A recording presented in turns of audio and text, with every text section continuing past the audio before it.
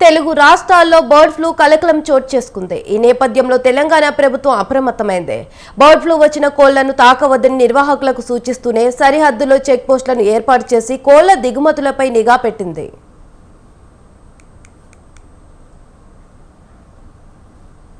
తెలుగు రాష్ట్రాల్లో bird flu వెనుకిస్తోంది. Bird flu భయంతో ఇప్పటికే చికెన్ అమ్మకాలు భారీగా పడిపోయాయి.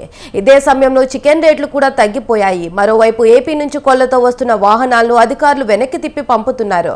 రాష్ట్ర సరిహద్దుల్లో పశు సంవర్ధక శాఖ చెక్ పోస్టులు ఏర్పాటు చేసింది. రాష్ట్ర వ్యాప్తంగా 24 చెక్ పోస్టులను ప్రారంభించారు.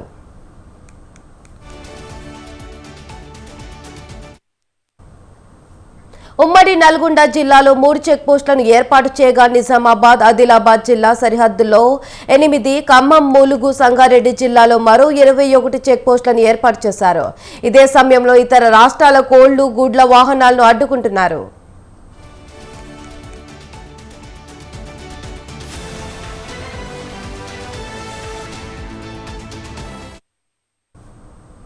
ఏపీ నుంచి తెలంగాణలోకి కోళ్లు రాకుండా అడ్డుకునేందుకు రాష్ట్ర సరిహద్దు అయిన కోదాడ మండలం రామాపురం క్రాస్ రోడ్ వద్ద విజయవాడ టు హైదరాబాద్ జాతీయ రహదారిపై చెక్ పోస్ట్ ఏర్పాటు చేశారు.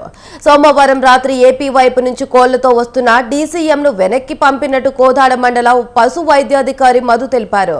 ఖమ్మం జిల్లా సరిహద్దుగా ఉండడంతో అధికారులు అప్రమత్తమయ్యారు. ఏపీ టు ఖమ్మం జిల్లా సరిహద్దు ప్రాంతాల్లో చెక్ పోస్టుల వద్ద తనిఖీలు చేస్తూ కోళ్లు దిగుమతి కాకుండా అడ్డుకుంటున్నారు.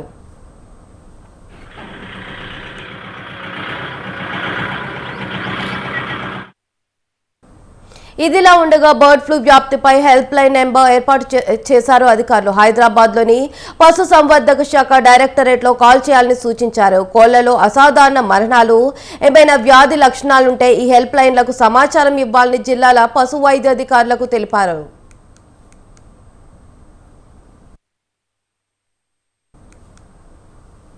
ఇక బర్డ్ ఫ్లూ కారణంగా తెలుగు రాష్ట్రాల్లో పౌల్ట్రీ వ్యాపారులు ఆందోళన వ్యక్తం చేస్తున్నారు. వేల సంఖ్యలో కోళ్లు మృత్యువాత పడుతున్నాయన్న నేపథ్యంలో భారీ నష్టాలు వచ్చాయని ఆవేదన చెందుతున్నారు.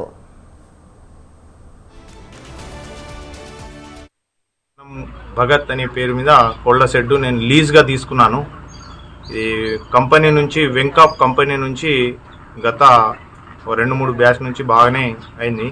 కానీ ప్రతి బ్యాచ్కు ఒక 2,30,30,000 వరకు నాకు బెనిఫిట్ వచ్చేసి అనుభవంగా నాకు ఉపాధి వచ్చేటట్టు 1,00,000 రూపాయల వరకు నాకు ఉపాధి వచ్చేటట్టు నా పిల్లలు పోషించేటట్టు ఉండేది. వాళ్ళు అక్షరాల 18-19 లక్షల మాలు ఉంటుంది. 18-19 లక్షలు దాంట్లో వాళ్ళ ఖర్చులు 16 లక్షల వరకు తీసేసి 2 లక్షలు 2,30,000 వరకు మా రైతుకు వాళ్ళు బెనిఫిట్ చెల్లిస్తారు. దాంట్లో మా కరెంట్ ఛార్జెస్, తర్వాత లేబర్ ఛార్జెస్ ఇవి 2 నెలలు పోను మాకు నెలకు 30,000 35,000 చొప్పున ఒక 60,000-65,000 జీతం అనేది ఉంటుందని ఉండేదో ఉపాధి కల్పిస్తున్నాము. ఇప్పుడు మినిమము 18 లక్షల రూపాయలు నాకు నష్టం వచ్చింది. బర్డ్ ఫ్లూ ఏవియన్ ఇన్ఫ్లుయెంజా అంటారు. దీని యొక్క ముఖ్య ఉద్దేశం అనేది ఈ యొక్క వైరస్ అనేది హైలీ ప్యాథోజెనిక్ వైరస్ అంటాయి. ఇది వైరస్ ఏరోసాల్ అంటే గాలి ద్వారా నీకు వ్యాపిస్తుంది. మన వచ్చేసి ఈస్ట్ గోదావరి, వెస్ట్ గోదావరి జిల్లా కొన్ని వేల కోళ్ళు చనిపోవడం జరుగుతుంది. అదే మన తెలంగాణలో కూడా అక్కడక్కడ మన ఖమ్మం జిల్లాలో కూడా కొద్దిగా ఈ డిసీజ్ అవుట్ బ్రేక్ ఉంది. కాబట్టి ముఖ్యంగా అంటే ఈ డిసీజ్ ఏంటంటే మన పొరుగు రాష్ట్రం అంటే పక్కన కర్ణాటక కానీ ఏపీ కానీ తమిళనాడు నుంచి ఆ డిసీజ్ అంటే వచ్చే చిక్స్ కానీ పౌల్ట్రీ కానీ బర్డ్స్ రాకుండా వాటిని రిటర్న్ పంపిస్తాడు. ఎందుకంటే ఈ యొక్క వైరస్ హైలీ ప్యాథోజెనిక్ వైరస్ ద్వారా గాలి ద్వారా వ్యాపిస్తుంది. కాబట్టి వాటిని దయచేసి మళ్ళీ వచ్చిన వాటి రాకుండా ముందు జాతకానికి రాకుండా అక్కడికే మళ్ళీ రిటర్న్ పంపించడం జరుగుతుంది.